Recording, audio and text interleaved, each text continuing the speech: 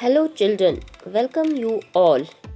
Today we are going to read a story Bringing Up Curry written by Dhan Gopal Mukherjee. It is a story of an elephant curry. The story is narrated by his caretaker who is only 9 years old. So, let's get started.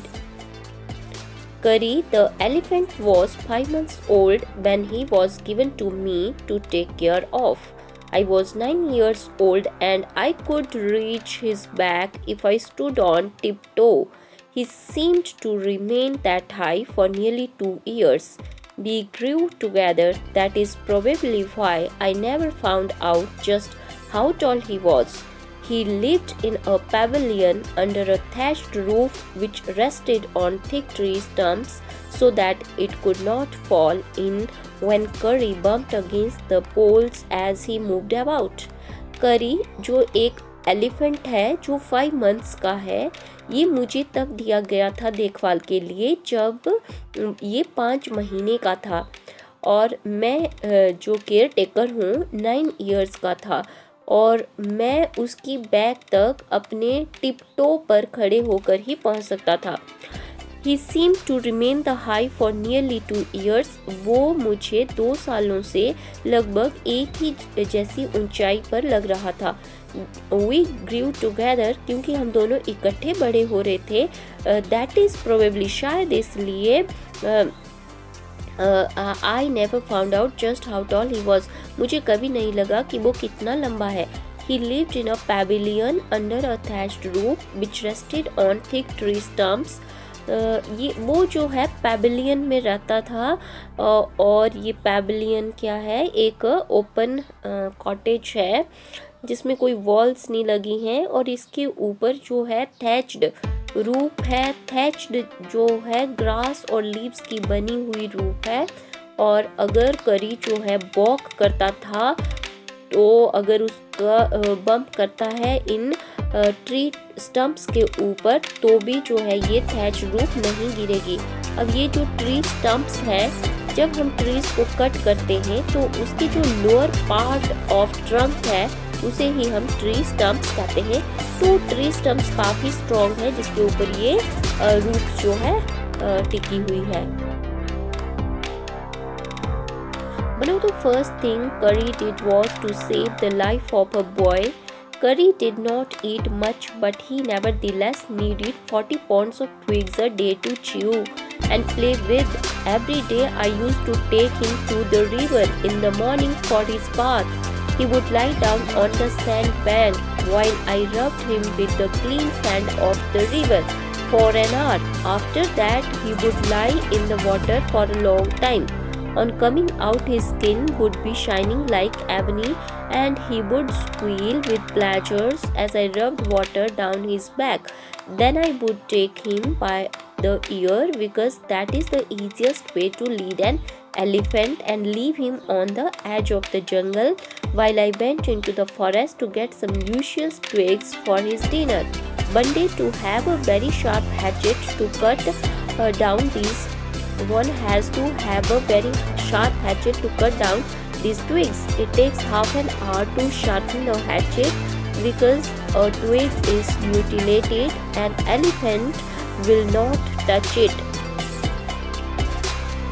तो जो इसका care taker है रोज़ सुबह प्रत्येक दिन river के पास ले जाता है और रिवर के सैंड पर ये एलिफेंट जो है लाई करता है और इसका केयर टेकर इसकी जो बैक है उसको क्लीन सैंड से रब करता है 1 घंटे तक. उसके बाद ये एलिफेंट जो है वाटर में लाई करता है. जब वो वाटर से बाहर आता है तो इसकी स्किन जो है एवनी ट्री की तरह शाइन करती है. एवनी जो एक डार्क जो है कलर का एक प्लांट ट्री होता है और वो खुशी के मारे चिंगारने लगता है जब उसकी पीठ के ऊपर मैं पानी फेंकता हूँ और मैं उसे कान से पकड़कर आगे ले जाता हूँ क्योंकि ये सबसे आसान तरीका है उसे आगे ले जाने का. उसके बाद मैं उसे जंगल के एज पर छोड़ देता हूँ और मैं खुद फॉरेस्ट में जाता था ताकि मैं उसके लिए ल्यूशियस ट्विग्स को उसके डिनर के लिए लाऊं और उसके लिए मुझे एक शार्प हैचेट की ज़रूरत होती थी ताकि ट्विग्स को मैं अच्छे से काट सकूं। अदरवाइज जो ये एलिफेंट है म्यूटिलेटेड क्या है, जैसे मर्जी कटी हुई ट्विग्स को कभी नहीं खाता था। ये जो ट्विग्स है इसका मतलब होता है ब्रांचेस ऑफ ट्रीज। और मुझे अपनी हैचेट, एक जो स्मॉल एक्स है, उसे शार्प करना पड़ता था आधे घंटे तक। It was not an easy job to get twigs and saplings for curry. I had to climb all kinds of trees to get the most delicate and tender twigs. As he was very fond of the young branches of banyan tree, which grows like a cathedral of leaves and branches, I was gathering some one spring day in March when I suddenly heard curry calling to me in the distance. अच्छा, तो करी के लिए saplings और twigs लाना कोई आसान काम तो नहीं था। मुझे हर प्रकार के ट्रीज पर चढ़ना पड़ता था और उसके लिए डेलिकेट और टेंडर ट्विग्स लानी पड़ती थी। और उसे जो है वैनियन ट्री की यंग ब्रांचेस बहुत ही पसंद थी, जो कि एक कैथेड्रल, इसकी लीव्स और ब्रांचेस जो कैथेड्रल ट्रीज की तरह ग्रो हो रही थी। और मैं कुछ ट्विग्स को एक समर डे में मार्च के महीने में इकट्ठे कर रहा था। तो उसी टाइम अचानक जो है मुझे कुछ डिस्टेंस से करी की आवाज़ सुनाई देती है। हालांकि वो यंग था, फिर भी जो है उसकी एलिफेंट की बजाय बच्चे की तरह आवाज़ आई रही थी। मैंने सोचा कि I thought somebody was hurting him, so I came down from my tree and ran very fast to the edge of the forest where I had left him, but he was not there. तो मैं tree से नीचे आया और फटाफट उधर भागा जहाँ मैंने उसे छोड़ा था, परंतु वो वहाँ नहीं था।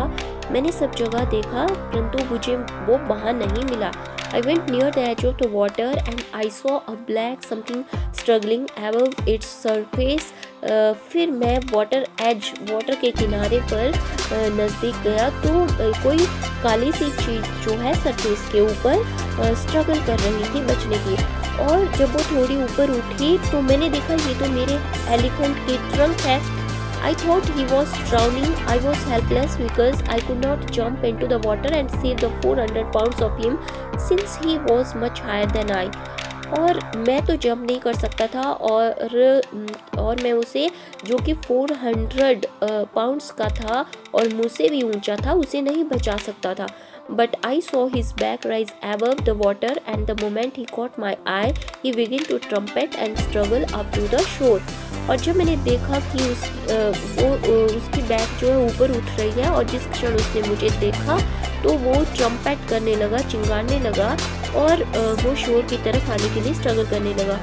Then still trumpeting, he pushed me into the water and as I fell into the stream, I saw a boy lying flat on the bottom of the river. He had not altogether touched bottom but was somewhat afloat.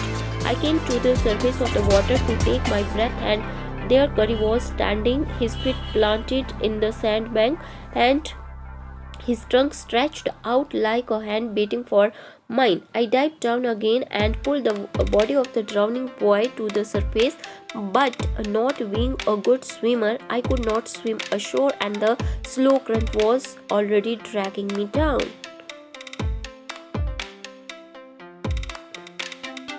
Then still trumpeting, he called, जैसे ही उसने मुझे देखा वो मुझे देखकर जो है फिर से जो है ट्रम्पेट करने लगा और उसने मुझे पानी में खींचा और मैं पानी में गिर गया। मैंने देखा कि एक लड़का रिवर बॉटम पे फ्लैट लेटा हुआ है और उसने पूरी तरह से तो बॉटम को टच नहीं किया था, थोड़ा बहुत ऊपर जो है फ्लोट कर रहा था। मैं सरफेस के ऊपर सांस लेने के लिए आता हूँ और करी वही स्टैंड था। उसने सैंड बैंक पे अपने पाँव को जमा कर रखा हुआ था और उसका जो सूंड है आगे को हाथ की तरह स्ट्रेच फैला हुआ था और मेरा इंतज़ार कर रहा था। मैंने दोबारा से पानी में डाइव किया और ड्राउनिंग बॉय को मैंने खींचने की कोशिश की सरफेस की तरफ, परंतु मैं एक गुड स्विमर नहीं था। मैं शोर की तरफ, किनारे की तरफ नहीं स्विम कर सकता था और जो वाटर करंट्स थी दोबारा से मुझे नीचे की तरफ ड्रैग कर रही थी। Seeing us drift by in the current, Curry, who was usually slow and ponderous, suddenly darted down like a hawk and came halfway into the water, where I saw him stretch out his trunk again. जब उसने देखा कि हम water current में जो है बह रहे हैं, तो करी जो कि हमेशा स्लो था, धीरे से स्लो चलने वाला और भारी भरकम था, तो अभी वो हॉक की तरह, बाज की तरह झपटता है और पानी के बीच में आ जाता है। फिर मैं उसको देखता हूँ कि वो अपनी सूंड को आगे स्ट्रेच करता है और मैंने अपना हाथ आगे बढ़ाया ताकि मैं उसकी ट्रंक को पकड़ सकूं, लेकिन मैं स्लिप हो गया। I found myself going under the water again. मैं फिर से पानी में नीचे जाने लगा, but this time I found that the water was not very deep, so I sank to the bottom of the river and doubled my feet under me and then suddenly kicked the river bed and so shot upwards like an arrow. In spite of the fact that I was holding the drowning boy with my hand, as my body rose above the water, I felt a lasso around my neck. This frightened me. I thought some water animal was going to swallow me. I heard Curry squealing and I knew it was this trunk about my neck. He pulled us both ashore. But दोबारा जब मैं सैंक करने लगा मुझे महसूस हुआ कि पानी की जो डीपनेस है ज़्यादा नहीं है, इसलिए मेरे फीट फटाफट जो है नीचे रिवर बेड तक गए और उसके बाद मैंने रिवर बेड को जो है किक किया और मैं ऊपर एरो की तरह आ गया। हालांकि मैंने उस ड्राउनिंग बॉय को भी हाथ में पकड़ा हुआ था। जैसे ही मेरी बॉडी सरफेस से ऊपर, वाटर के सरफेस से ऊपर आती है, तो मुझे अपने नेक के चारों ओर एक रस्सी सी महसूस होती है। मैं डर गया कि कहीं कोई वाटर एनिमल मुझे स्वेलो ना कर दे। फिर मुझे करी के चीखने की आवाज़ सुनाई देती है, तो मुझे पता चल गया ये जो है करी का ट्रंक था मेरे नेक के चारों ओर। इस तरह उसने हम दोनों को खींच लिया वाटर के किनारे तक। Curry was like a baby. He had to be trained to be good, and if you did not tell him when he was naughty, he was up to more mischief than ever. करी एक baby की तरह था, उसको train करना पड़ता था अच्छी चीज़ें सिखाने के लिए, क्योंकि वो बहुत नॉटी हो जाता था और अगर उसे सिखाया नहीं जाता था तो और भी शरारतें करने लगता था। For instance, one day somebody gave him some bananas to eat. Very soon he developed a great love for ripe bananas. We used to keep large plates of fruits on a table near a window in the dining room. हम जो है अपनी dining room में table के ऊपर बड़ी सी plate में fruits रखते थे जो कि विंडो के अंदर थे। और एक दिन one day all the banana on that table disappeared and my family blamed the servants for eating all the fruit in the house. एक दिन सारे बनाना डिसअपियर हो गए और मेरी फैमिली ने सर्वेंट्स के ऊपर ब्लेम लगा दिया कि उन्होंने सारे फ्रूट्स खा लिए थे। A few days later the fruit disappeared again. और कुछ दिनों बाद फिर से फ्रूट्स गायब हो गए। This time the blame was put on me and I knew I had not done it. और ब्लेम मेरे ऊपर लग गया और मुझे तो पता था मैंने ऐसे नहीं किया है। It made me very angry with my parents and the servants for I was sure they had taken all the fruit. अब मुझे अपने पेरेंट्स पे गुस्सा आता है और सर्वेंट्स के ऊपर भी, क्योंकि मुझे श्योर था कि सर्वेंट्स से ये फ्रूट्स खा गए हैं। The next time the fruit disappeared, I found a banana all smashed up in Curry's pavilion. This surprised me very much, for I had never seen fruit there, and as you know, he had always lived on twigs. अगली बार फिर से fruits गायब हो गए तो मैंने एक fruits को करी के पैवेलियन में कुचला हुआ देखा और मैं बहुत सरप्राइज हो गया, क्योंकि मैं जानता था वो फ्रूट्स तो खाता नहीं है। आप जानते हैं कि वो तो ट्विग्स ही खाता था। Next day while I was sitting in the dining room wondering whether I should take some fruits from the table without my parents' permission, अगले दिन जब मैं टेबल पे बैठा हुआ सोच रहा था कि मैं फ्रूट्स लेने के लिए क्या अपने पेरेंट्स की परमिशन लूँ, तो a long black thing very much like a snake suddenly came through the window and disappeared with all the bananas. एक लंबी सी काली जैसी चीज़ जो स्नेक की तरह थी अचानक विंडो से अपीयर होती है और बनाना गायब हो जाते हैं। I was very much frightened because that I had never seen snakes eat banana, and I thought it must be a terrible snake that would sneak in and take fruit. और मैं जानता था स्नेक तो कभी fruits नहीं खाते हैं। मैं बहुत डर गया था और मैंने सोचा ये बड़ा ही टेरिबल स्नेक है जो घर में घुस आया है और जो सारे बनानास को गायब कर देता है। Feeling sure that snake would come back into the house, eat all the fruit and kill all of us. और मुझे श्योर था कि स्नेक दोबारा से आएगा और फ्रूट्स जो है खाएगा और हमें भी किल कर देगा। As I went out, I saw Curry's back disappearing in the direction of Pavilion and I was so frightened that I wanted his company to cheer me up. I ran after him into the pavilion and I found him there eating bananas. और मैं करी जब मैं बाहर गया तो मैंने करी की बैग को डिसअपियर होते देखा। पैवेलियन की डायरेक्शन में वो जा रहा था। मैं बहुत डरा हुआ था। मैंने सोचा कि मैं भी उसकी कंपनी में बैठकर थोड़ा चीयर अप करता हूँ। I ran after him into the pavilion. मैं उसके साथ ही पैवेलियन में पीछे भागा। I found him there eating banana और मैंने देखा कि वो तो बनाना खा रहा है। I stood still in astonishment. The bananas were lying strewn all around him. और मैं जब वहाँ खड़ा रहा तो मैं हैरान रह गया। बनाना जो है चारों तरफ बिखरे पड़े हुए थे। He stretched out his trunk and reached for one far away from where he was standing.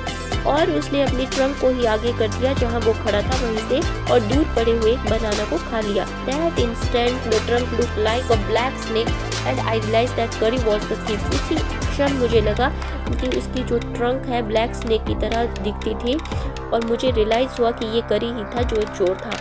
I went to him, pulled him out by the ear and joyously showed my parents that it was Curry and not I that had eaten all the fruit these many weeks. और फिर मैंने करी को कान से पकड़कर अपने parents को खुशी से दिखाया और कहा कि ये तो करी ही था जो इतने दिनों से इतने वीक से फ्रूट्स को खा रहा था, ये मैं नहीं था। Then I scolded him for elephants understand words as well as children and I said to him, next time I see you stealing fruit you will be whipped.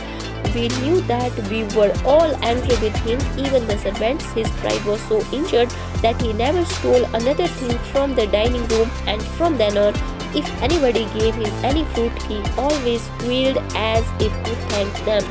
और फिर मैंने उसको काफ़ी डांटा और फिर मैंने उसको समझाया और एलिफेंट्स जो बच्चे की तरह ही समझते हैं और मैंने उससे कहा नेक्स्ट टाइम अगर तुम लोग आप जो स्टील करोगे चोरी करोगे तो मैं तुम्हें बिप्ड करूँगा, कोड़े लगा दूँगा।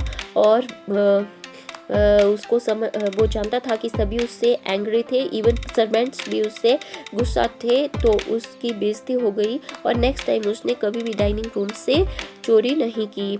और अब कभी भी अगर कोई उसे फ्रूट देता है तो वो उसका थैंक्स करता है और जोर से चिंगाता है। An elephant is willing to be punished for having done wrong, but if you punish him without any reason, he will remember it and pay you back in your own coin. Elephants खुशी खुशी अपनी सज़ा को काट लेते हैं अगर वो रॉन्ग करते हैं, लेकिन अगर बिना किसी कारण से उन्हें पनिश किया जाता है तो वो याद रखते हैं और उसका वो बदला लेते हैं। An elephant must be taught when to sit down, when to walk, when to go fast and when to go slow. Elephant को सिखाना पड़ता है कि कब बैठना है, कब चलना है, कब फास्ट चलना है, कब स्लो चलना है। You teach him these things as you teach a child. If you say dhat and pull him by the ear, he will gradually learn to sit down. Similarly, if you say mali and pull his trunk forward, he will gradually learn that it is the signal to walk. अगर आप उससे कहते हो धत और उसके कान पकड़ते हो, वो धीरे धीरे जो है बैठ जाना सीख लेता है। इसी तरह अगर आप उससे कहते हो माली और ट्रंक को पकड़कर आगे ले जाते हो तो उसे धीरे धीरे समझ आ जाता है कि इस सिग्नल का मतलब है चलना। करी learned Mali after 3 lessons but it took him 3 weeks to learn that. करी को माली शब्द 3 लेसन्स के बाद पता चला और उसको 3 वीक्स लगे धत शब्द सीखने में। He was not good at sitting down. वो बैठने में अच्छा नहीं था। And do you know why an elephant should be taught to sit down? और आपको पता है क्यों एलिफेंट को बैठना सिखाना चाहिए? Because he grows taller and taller than you who take care of him, so that when he is 2 or 3 years old, you can only reach his back with a ladder. क्योंकि जो उसके take care करते हैं जब वो काफ़ी taller grow होता है और जब वो 2 और 3 years का होता है तो आपको उसके बैक पर लैडर से चढ़ना पड़ता है। It is therefore better to teach him to sit down by saying dhat so that you can climb upon his back, for who would want to carry a ladder around all the time? इसलिए अच्छा होगा कि उसे धत कहकर नीचे बिठाया जा सके, क्योंकि ताकि हम उसके बैक पर चढ़ सके। लेकिन कौन कहता है हर समय लैडर को लेकर, सीढ़ी को लेकर उसके पीछे घूमता रहे। The most difficult thing to teach an elephant is the master call. He generally takes 5 years to learn it properly. Master call सिखाना एलिफेंट के लिए सबसे मुश्किल काम होता है। उसको लगभग इसे सीखने में 5 साल लगते हैं। The master call is a strange hissing howling sound as if a snake and a tiger were fighting each other. ये मास्टर कॉल जो है एक स्ट्रेंज हिसिंग और हाउलिंग साउंड्स होता है, जो स्नेक और टाइगर जब लड़ते हैं उस प्रकार की आवाज़। And you have to make that kind of noise in his ear. और इस प्रकार की नॉइस जो है आपको उसके कान में बोलनी होती है। And do you know what you expect an elephant to do when you give him a master call. क्या आपको पता है कि एलिफेंट से आप क्या एक्सपेक्ट करते हैं जब आप उसके कान में मास्टर कॉल कहते हो। If you are lost in jungle and there is no way out. अगर आप जंगल में खो जाते हो और बाहर निकलने का कोई रास्ता नहीं होता। And everything is black except the stars above. और हर एक जो है अंधेरा होता है चारों तरफ स्टार्स के अलावा।